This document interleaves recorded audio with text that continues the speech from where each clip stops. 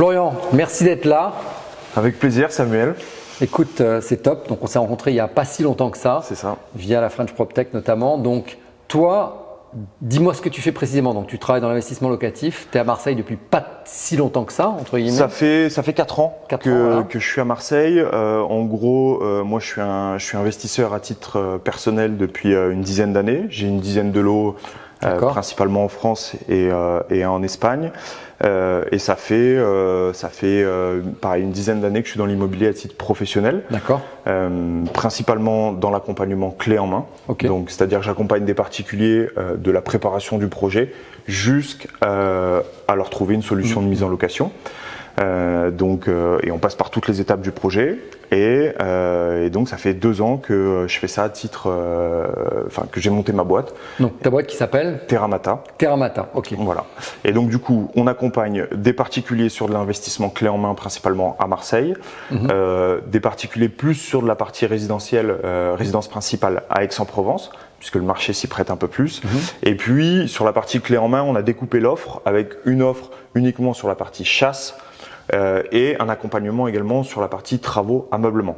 Parce qu'on s'est rendu compte qu'il y avait énormément de besoins sur cette partie-là. C'est-à-dire, quand on entend ça, c'est-à-dire que j'ai déjà acheté mon appartement. C'est ça. J'ai déjà acheté mon appartement ou alors j'ai trouvé l'appartement qui me correspond ou mon investissement. Et toi, tu vas… Et moi, j'interviens sur la préparation du projet, le cahier des charges des travaux. Donc, tu es assez flexible en fait.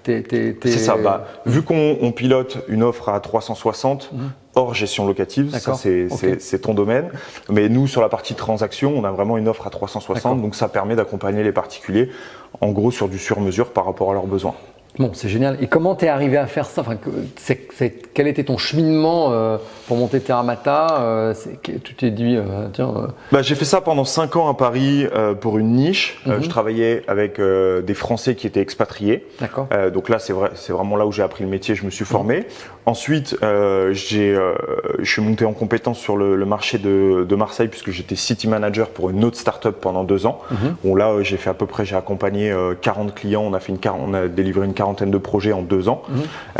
Et ensuite, quand les perspectives avec la start-up ne donnaient pas suite, ne matchaient plus, c'est là où je me suis dit, à 35 ans, ça fait 10 ans que je suis dans l'immobilier, j'ai les épaules pour me lancer, j'ai le réseau à Marseille, on a un terrain de jeu qui est génial, donc allons-y, go, on se lance dans l'aventure. Tu as démarré il y a 2 ans, donc, et comment tu as trouvé tes premiers clients? Généralement, comme à chaque fois, c'est vraiment ton réseau, ton premier cercle, des recommandations, et c'est comme ça que ça se fait. Et là, on rentre dans une deuxième phase où on a lancé le site internet, on commence à faire de la pub, sortir un petit peu sur les réseaux et essayer d'élargir, se faire connaître, faire un petit peu de branding pour toucher un petit peu monsieur et madame tout le monde. D'accord, donc la première année, tu as fait combien de projets à peu près? On a fait sur Marseille, on a fait entre 5 et 6 projets, avec 2 gros projets sur du clé en main. Et ensuite des accompagnements travaux. On a rénové un immeuble de rapport à Gréoux-les-Bains. Et ensuite on a fait 5-6 chantiers sur la première année. Et là sur 2024, ton objectif c'est d'en faire combien? Et là l'idée ça serait d'en faire une dizaine. Ça serait d'arriver à ce chiffre fatidique. Donc c'est pas tant de doubler, de faire.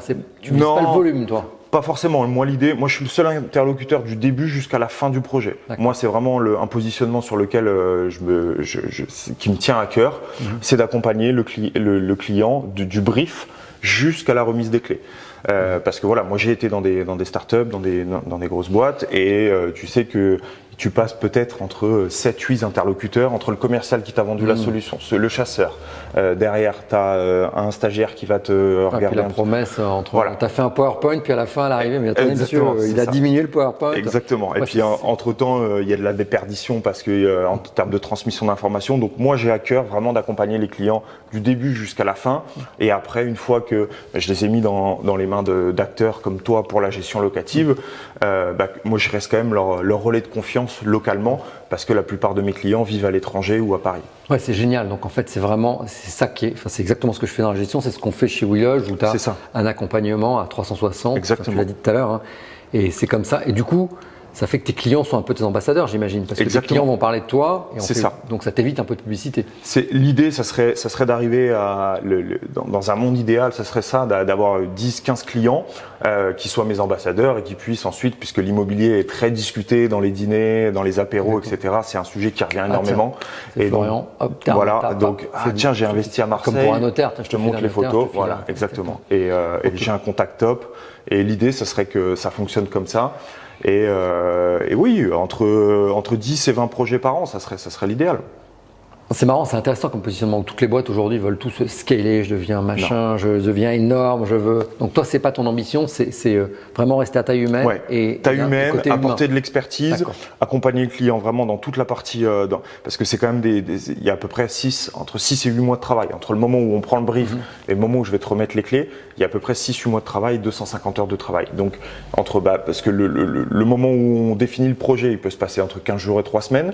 Le moment où on lance les recherches, généralement, on trouve les appartements en 2 mois. Ensuite, la partie transactionnelle, ça dure 3 mois, incompressible. Et après, généralement, entre 1 et 2 mois de travaux. Et après, ameublement, préparation, ménage, installation de la box. Ouais, donc la totale, c'est-à-dire que tu vas livrer. Et comment tu te rémunères, toi, alors, du coup? Alors, moi, j'ai un honoraire qui correspond à la chasse de l'appartement et un honoraire qui correspond à l'accompagnement sur la partie travaux ameublement. Donc, tu as scindé les deux, c'est deux prestations différentes. Voilà, sur les gens qui veulent soit l'un soit l'autre. Sur les personnes qui veulent du clé en main, on fonctionne en honoraire fixe par rapport à un projet. Et là, l'honoraire est défini en amont du projet, il est fixe et ils savent combien ils payent pour l'intégralité du projet. Et si ça dépasse le temps, ça devient… Enfin, t'as jamais eu des soucis, des trucs qui sont très longs? Si, mais bon, tu le sais, il y a des dossiers où tu ne seras pas forcément gagnant sur certains et d'autres, tu auras un peu plus de marge. Donc, dans le volume, ça s'équilibre. Généralement, ça s'équilibre. Et ça représente, par rapport à si moi je voulais acheter, tout gérer en direct, c'est quel pourcentage? C'est 5%, 10% du coût? C'est à peu près… Oui, c'est ça. Grosso modo, c'est à peu près 5%. D'accord. C'est pas énorme en fait. Non, c'est pas énorme. Après, c'est de la prestation de service, donc on offre notre valeur, notre expertise. En fait, ce qu'on offre au client, c'est l'expertise de Marseille, s'assurer qu'il achète à un bon endroit par rapport à ses objectifs. Notre expertise par rapport à la connaissance de l'immeuble, des copropriétés. Je sais que toi, tu fais un gros travail aussi avec les copropriétés, donc on fait ce travail-là de syndic, d'études, pour s'assurer qu'on n'envoie pas le client dans un immeuble à problème. Ou alors, s'il y a des problèmes, on informe le client et du coup, on va chercher la décote qui va avec. Et puis, mais au moins, il prend sa décision en tant qu'investisseur. Mais voilà, l'idée, c'est d'apporter de l'expertise et créer de la valeur. L'objectif, moi, ma spécialité, c'est de prendre des apparts qui sont complètement éclatés, entièrement à refaire et de les transformer, de les reconfigurer, de les optimiser et de faire des travaux qui soient quali. Et en plus de ça, maintenant avec on va dire les contraintes énergétiques, on apporte aussi notre expertise sur la rénovation énergétique. Donc il y a un vrai gain. Oui, donc en fait, je pourrais tout faire moi-même, mais je vais perdre du temps. Ok, ça va me coûter peut-être 5% de moins, mais au final, ça va peut-être pas me coûter si peu cher que ça, parce que le temps, c'est de l'argent. Je connais pas les bons artisans. Toi, tu vas négocier les prix, tu les connais.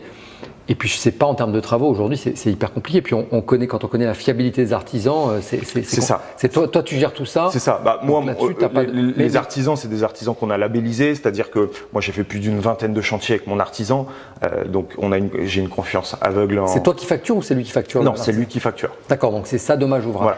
Voilà. Et moi, je suis juste là en conseiller technique. Je vais faire les rapports hebdomadaires. Je vais visiter l'appartement. Je prends les photos. Je fais les comptes rendus aux clients. Et on fait également la gestion des acomptes en fonction de l'avancement du chantier pour que tout soit… Et est-ce que tu envoies, tu as digitalisé un peu? Est-ce que tu envoies des photos, des vidéos à ton client? Est-ce que tu as à terme prévu de développer une solution digitale par rapport à ça ou pas du tout? Pour le rapport d'investissement, c'est vraiment un rapport qui est hyper complet.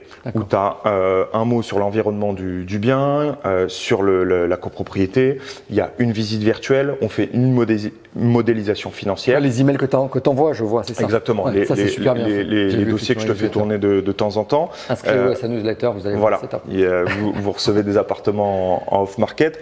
Et donc là, l'idée, c'est que l'investisseur, sur 5-6 pages, il ait vraiment toutes les informations pour pouvoir décider s'il fait une offre ou pas. C'est clair, j'ai vu, effectivement. En fonction également de la stratégie d'exploitation. Il y a des investisseurs qui veulent faire que du LMNP, il y en a d'autres qui veulent faire de la courte durée. Donc, moi, je travaille également avec des conciergeries pour que ce que je modélise financièrement, ça soit hyper réaliste par rapport à ce qui va… Donc, tu n'arrêtes pas qu'à un tableur Excel, tu vas vraiment mettre en relation derrière. Exactement. Ok. Ouais.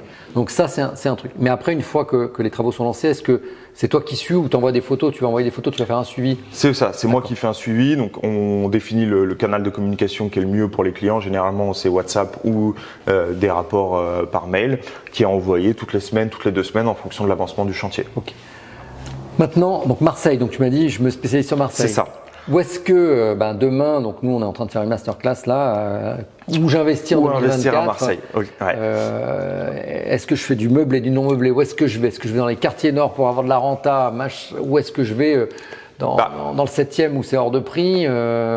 Déjà la base, pour moi, la base de tout, c'est de définir son profil investisseur. Parce que toi et moi, on peut avoir 2 profils totalement différents en termes de prise de risque, en termes budgétaires, en termes d'expérience, en termes de temps disponible. Donc en fait, pour moi, il faut vraiment définir ça. Quel est un petit peu comme font les banques, tu sais, quand tu ouvres un PEA ou un compte. Mais si mettons que je vais acheter un T3. Voilà. Est-ce que tu es quelqu'un qui a une approche patrimoniale, tu veux investir pour tes enfants, etc. Ou est-ce que tu es plutôt dans une optique, voilà, d'aller chercher de la renta, du cash flow. Et là, effectivement, si c'est dans cette optique-là, de toute façon, il faut conserver en tête que le couple rendement-risque. Plus le rendement est élevé, plus le risque en face est élevé. Donc à partir du moment où tu vas chercher des rendements élevés, tu vas dans des secteurs plutôt à risque. Donc tu peux aller dans les quartiers nord. Après moi, ce que j'essaye, c'est que ce risque soit quand même maîtrisé. Donc c'est pour ça que on essaye plutôt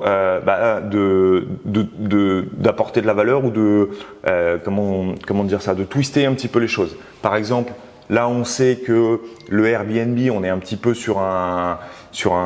on marche sur un fil avec la mairie de Marseille. C'est clair, il y a les JO, voilà. À mon avis, l'année prochaine, ils vont si tant est qu'ils ont les moyens de contrôler. Hein. Exactement, on verra ce qui va à mon être avis, mis ils en vont place. durcir. Mais je pense qu'ils vont serrer un petit peu la vis. Donc nous, on anticipe un petit peu ces problématiques-là pour pas que l'investisseur… Il faut aller sur du meublé, mais pas de la conciergerie.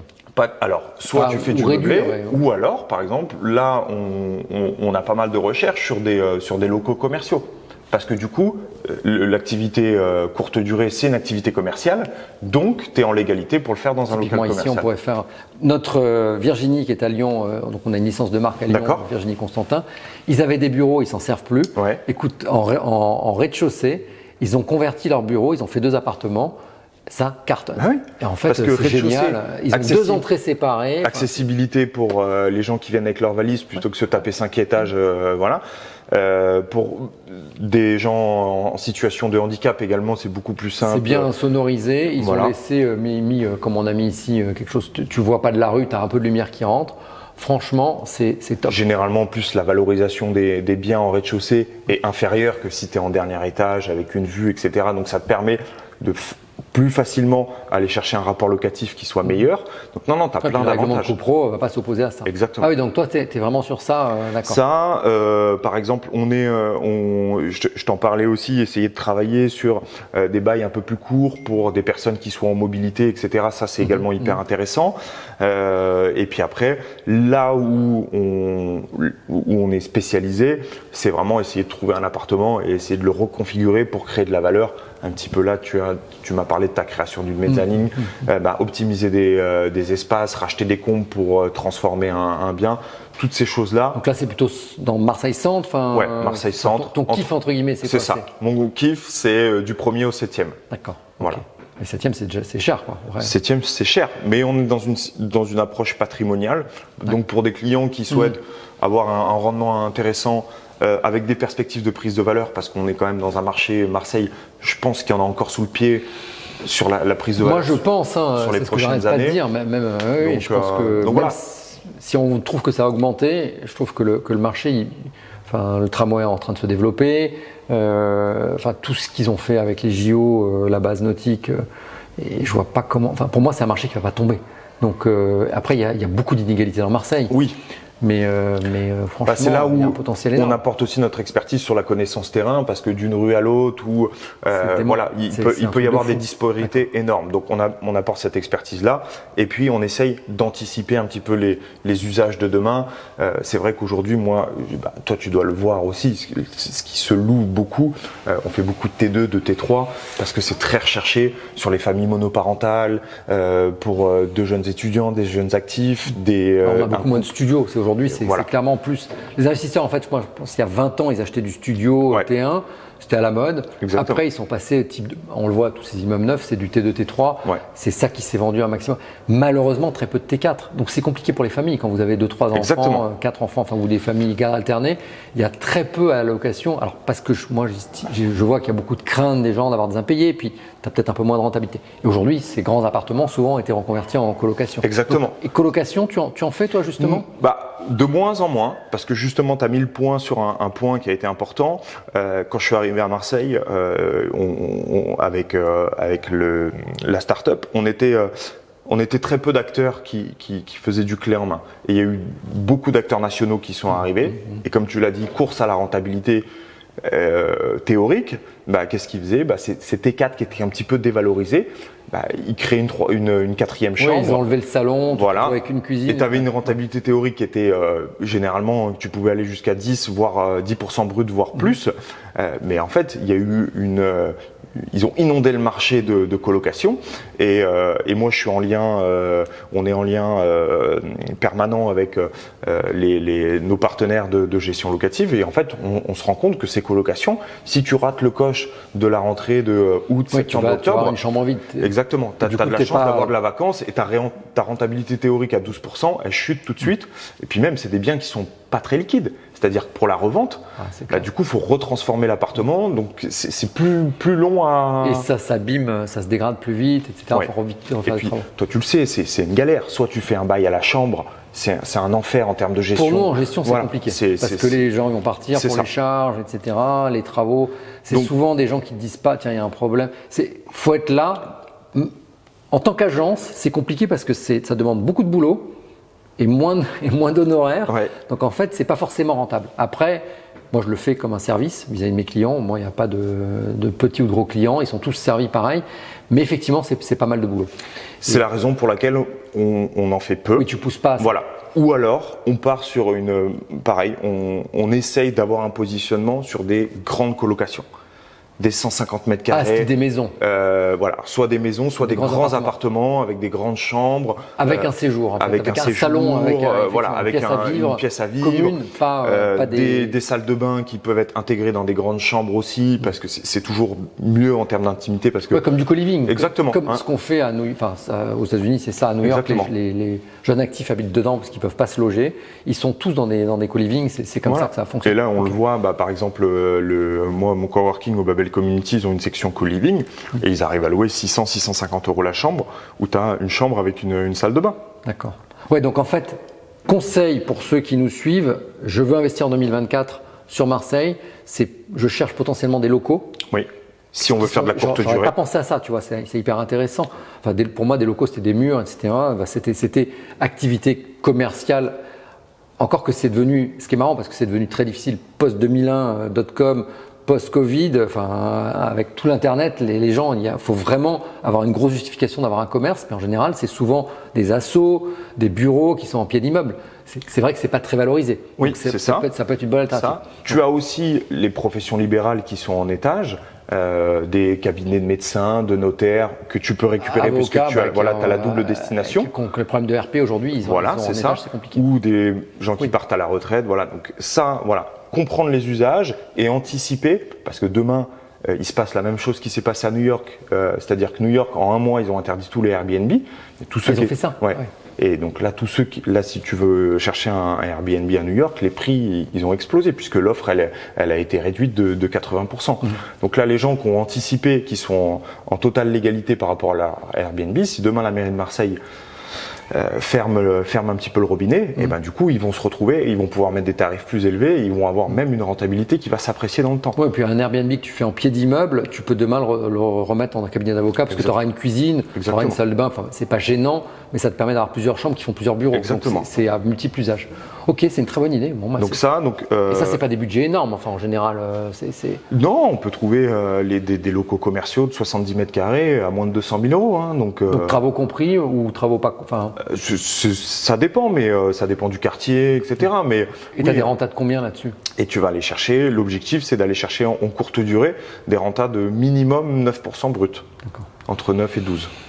Ok, donc oui, et ça, donc tu fais ta courte durée et après tu peux le reconvertir facilement quand on a marre. Parce que moi je vois l'évolution des gens qui ont fait ça, toute cette mode de la LCD entre guillemets, va après passer de la LCD, donc conciergerie, à meublé. Une fois qu'ils auront un peu amorti leurs biens, on va passer en meublé. Là, on passe en agence avec une garantie des loyers et plus cool à la cool, etc. Tu vois, par exemple, j'ai des clients qui hésitent.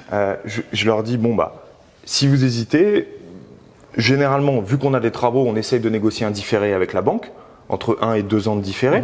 Donc je leur dis, utilisez ce différé, faites-le tourner en location courte durée pour faire rentrer un petit peu de cash.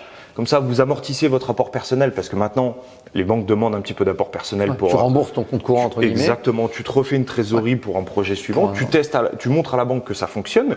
Et puis une fois que tu as épuisé ton différent, tu mets en meublé. Comme ça, tu es tranquille, tu t'es refait une trésorerie et tu peux repartir sur un projet. Ouais, c'est une bonne stratégie. Bon, c'est hyper intéressant. Tu as d'autres choses à ajouter que tu voudrais sur le marché? Enfin, donc les biens, comprendre la destination pour de la location courte durée. On l'a dit, les changements d'usage. Et aujourd'hui, ce qui fonctionne un petit peu le trend de 2024, c'est tout ce qui est logement à thème. Les love rooms, des studios où tu vas avoir une ambiance Harry Potter, Star Wars, etc.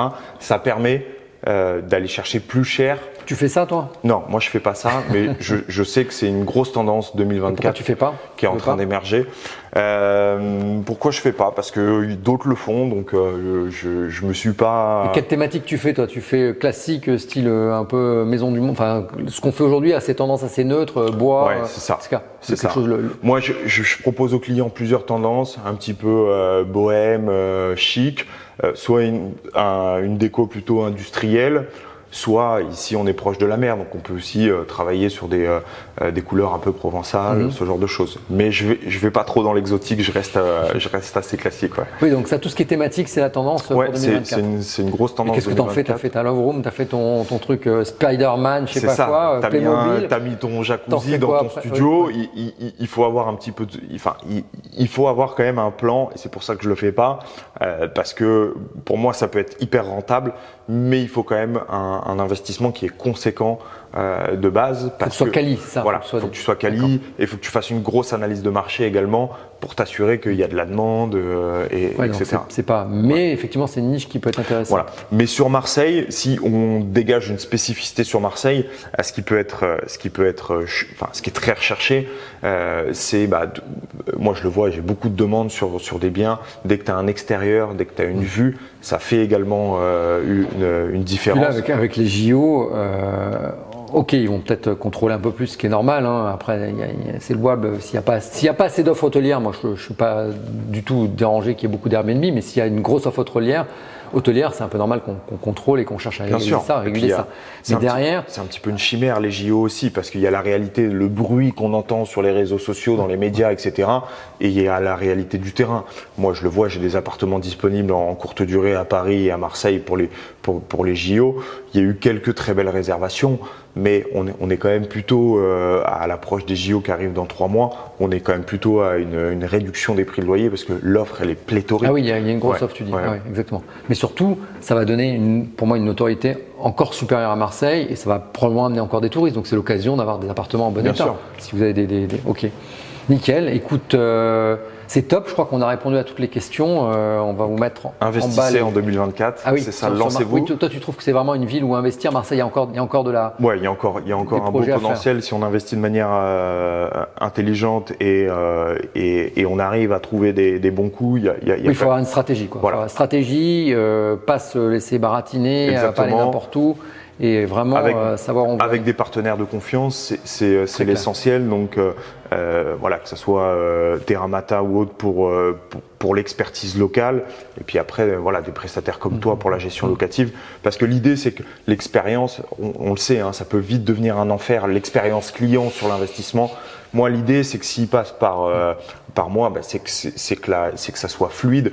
De toute façon, il y aura tombe le cerveau, voilà. je signe, et derrière… Exactement. Et tu pilotes ton projet depuis ton canapé. Les personnes peuvent aussi ne pas avoir à se déplacer. Moi, j'ai 80% des clients qui ne se déplacent pas. 80% de tes clients, ils sont pas sur Marseille? Ils sont pas sur Marseille. Ils sont en France ou pas en France? Partout. Les 2 tiers sont à l'étranger. Ah ouais. Tu vois, j'ai un client qui est chez Bouygues Construction à Cuba. Bon, il n'a pas pu se déplacer pour voir son appartement. Il fait confiance. Donc il fait confiance. On a pareil, tu parlais de création de valeur. Là, on a découpé son appartement. C'était un grand T4. Plutôt que de faire une colocation, on l'a découpé en 2 T2. D'accord. Qu'on loue, un 750. Modif règlement de copro ou pas du tout? Tu as fait deux lots ou… Non, pour l'instant non. Tu pourras le remettre? Ouais, on a fait venir le géomètre et ça sera il faut que ça soit validé en AG. S'il veut vendre, voilà. Il le fera, il vendra potentiellement de l'eau. Mais pour l'instant, déjà en louant, tu loues en 2 appartements. En 2 appartements, exactement. Et donc là, ça lui permet d'avoir une super. Donc tu avais la possibilité de faire 2 entrées dans l'immeuble, enfin Ça a été refusé en AG. Ouais. Donc du coup, on n'a pas pu toucher. Tu as fait un SAS. Donc du coup, on a dû faire un SAS. Il a perdu quelques mètres carrés, mais on a quand même réussi à délivrer le projet. Donc c'est pour ça qu'il faut… Ouais, là, ils ne peuvent pas s'y opposer derrière. Non, ils ne peuvent pas s'y opposer parce que tu es en partie privative. D'accord. Mais voilà, et c'est pour ça qu'il faut prévoir également, avoir toujours un coup d'avance. Parce que si ton projet il est validé par rapport à un rachat de compte qui doit être validé en AG et que ça passe pas, mais malgré ça, il est rentable. Même en ayant perdu ses mètres carrés, il est rentable avec ses 2 T2. C'est plus rentable que de louer un T4. C'est un projet qui s'autofinance. C'était l'objectif de base et le brief de base. Voilà. C'est sûr que si on avait pu racheter les combles, faire 2 portes palières, etc., il aurait eu du cash flow puisqu'il aurait rajouté une pièce supplémentaire. Mais là, on a répondu au brief de base. Et il pourra revenir à la charge sur une prochaine AG pour racheter les combles. Oui, au bout d'un moment, peut-être que les gens vont céder, ça sert à rien. Ok, c'est nickel. Écoute, Florent, merci. C'est top, c'est hyper intéressant, hyper inspirant, je trouve. Donc, contactez-nous et vous allez voir, on va donc masterclass le 22 mars. Et écoute, je suis très fier de t'avoir comme partenaire chez WeLoge parce que je pense qu'on a beaucoup de boulot à faire ensemble et merci d'être venu. Écoute, avec plaisir. Et on sera bientôt, je pense qu'on peut se faire des briefs réguliers sur le marché, des thématiques. Je pense qu'il y a des choses à faire, des débats. Ouais, parce que là, on est vraiment dans une phase de transition. C'est ça qui est intéressant, c'est qu'en fait, il faut suivre des professionnels, suivez-nous et voilà. Merci.